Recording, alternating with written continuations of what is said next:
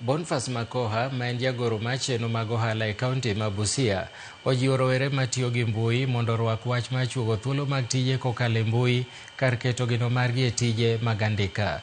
Makoha ne loso e kaunti ma Busia e skul sekondari ma Busende ka chung' od bura ma Matayos, kowacho ni weche mag tije osebedo matek, kokwayo bende mondo orwak chenro mar piny owacho osechako masiro rowere e yore mag ohala.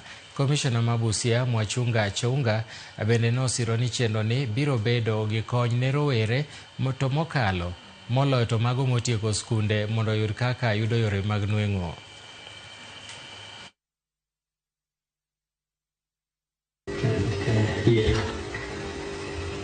White collar job is shrinking. We are churning out almost 1 million graduates every day. Opportunities zile zinaweza patikana ni 200,000. Where are the 800,000 going? They should open up their mind na wajue ya kwamba si lazima upate white collar job. In fact, the richest people, ukiangalia kama wale vijana ambao wamekuwa wakisaidia na mambo ya Elon Musk, walikuwa vijana wa miaka 19, 18.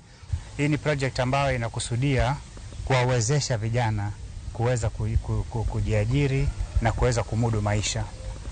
Tunashukuru hapa kuna vijana ambao wameweza kujiandikisha na wamehusishwa katika hii program, lakini pia wengi hawajawahi kujihusisha. Leo hii tutakuwa na vijana wengine hapa ndani na tutakuwa na viongozi mbalimbali ili kuweza kuwafahamisha kwamba wakienda huko mashinani waweze kusambaza habari hizi na vijana wengi waweze kujitokeza ili